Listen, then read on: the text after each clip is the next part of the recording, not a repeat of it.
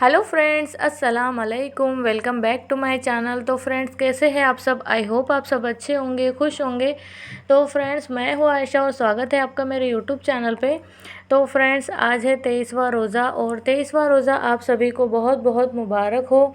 तो देखिए फ्रेंड्स, जैसे कि आप सभी को पता है कि कितनी जल्दी जल्दी रमज़ान गुज़र रहा है। जब रमज़ान की शुरुआत होती है तो रमज़ान शुरू होने से पहले ना इंसान मतलब हर कोई बहुत ज़्यादा एक्साइटेड होता है। रमज़ान आने की खुशी ही बहुत अलग होती है, जैसे कि आप सभी लोगों को पता है। तो मैं तो रमज़ान को लेके हमेशा ही बहुत ज़्यादा एक्साइटेड रहती हूँ और जैसे ही रोज़े स्टार्ट होते हैं तो बहुत ज़्यादा दिल को खुशी होती है फ्रेंड्स, बहुत ज़्यादा सुकून भी मिलता है। और इबादत करने का मतलब जैसे होता है ना फ्रेंड्स कि हम साल भर देखिए मतलब चाहे हम चाहे या ना चाहे, जाने अनजाने में इंसान से गलती तो होती ही रहती है, क्योंकि इंसान तो है ही खताओं का पुतला। तो ना इबादत करने का जो मौका हमें अल्लाह ताला देते हैं, जो हमें गुनाहों की तौबा करने का जो मौका हमें मिलता है ना, तो उस मौके का ना पूरा पूरा फ़ायदा उठाना चाहिए फ्रेंड्स। तो रमज़ान तो है ही, अपने साथ में बहुत सारी बरकतें, नेमतें, रहमतें अल्लाह बरसाता है खूब सारा रमज़ान के महीने में। तो हमें ना उस चीज़ को मतलब गंवाना नहीं चाहिए। जो सुनहरा मौका हमें मिलता है ना, तो हमें उसे गंवाना नहीं चाहिए। तो देखिए 20 रोज़े तो कंप्लीट हो चुके हैं और आखिरी का अशरा भी स्टार्ट हो चुका है। तो सभी लोगों को ऐसा लगता है कि 26वीं के दिन ही शब कदर होती है, लेकिन ऐसा नहीं है। 20 रोज़े के बाद में जो 10 दिन होते हैं ना आखिरी के, जो आखिरी का अशरा होता है ना, उसमें ही ताख़रात होती है। तो हमें 5 ताख़रातें मिलती है, जो उन ताख़रातों में जागने का बहुत ज़्यादा फ़ायदा होता है।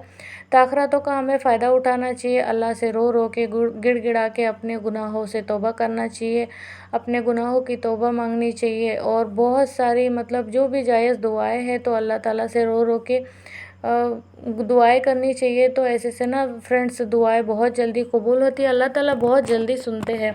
और ख़ास करके ताख़रातों का जो वक्त होता है तो अल्लाह है ना बंदों के बहुत ही ज़्यादा करीब होता है।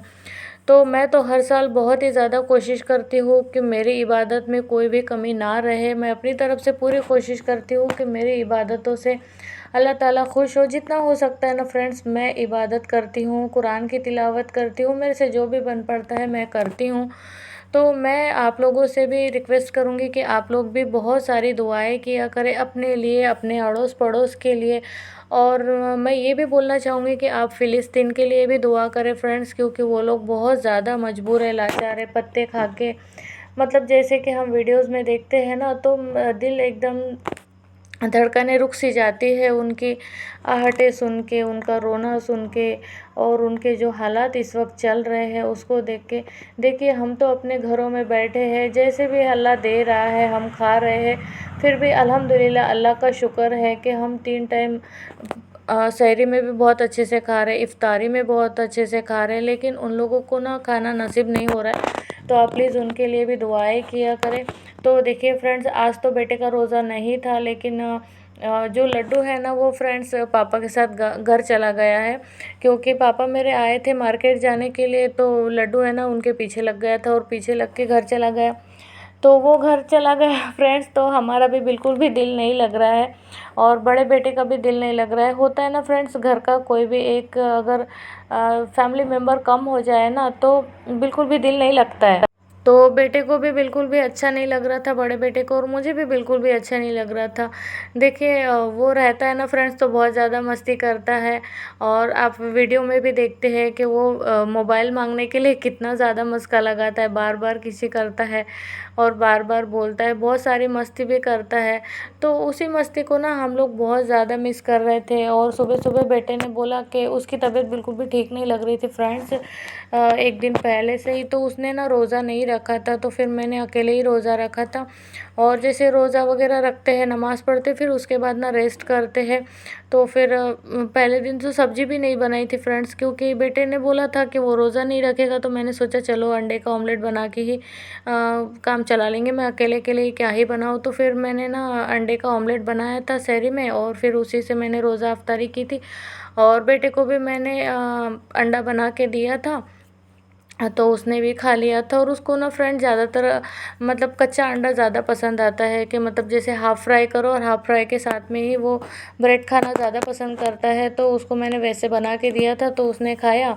फिर हम लोगों ने रेस्ट वगैरह किया, हम लोग उठ गए थे। और फिर उसके बाद में उठने के बाद में मैंने फली वगैरह तोड़ी थी, क्योंकि जो फली रखी थी सेमी जो हमारे यहाँ पे बोलते हैं, तो मैंने सोचा कि चलो इसको तोड़ के रखते हैं, तो ये ना रात को सब्ज़ी बनाने के काम आ जाएंगी। तो मैं तो जैसे कि आप सभी लोगों को पता है कि मैं एक दिन पहले ही सब्ज़ी वगैरह बना के रख देती हूँ, क्योंकि इतना टाइम नहीं मिलता है फ्रेंड्स। और रात को भी ताख़रात थी तो मैं ना थोड़ा जल्दी ही उठ गई थी। मैं जितना मेरे से जागना हुआ तो मैं जागी थी, क्योंकि ना फ्रेंड जैसे कि आप सभी लोगों को पता है कि मेरी मेडिसिन चल रही है। मतलब तबीयत ख़राब होने की वजह से मैं कंटिन्यू मेडिसिन खाती हूँ ना, तो उस मेडिसिन से ना थोड़ा सा मुझे प्रॉब्लम भी होने लगती है, क्योंकि ना उससे हैवी मेडिसिन होने की वजह से ना बहुत ज़्यादा नींद आती है फ्रेंड्स। तो नींद मुझे बहुत ज़्यादा नींद लग रही थी, तो मैं ज़्यादा तो नहीं जाग पाई, थोड़ी देर मैं जागी थी फ्रेंड्स और फिर मैं सो गई थी।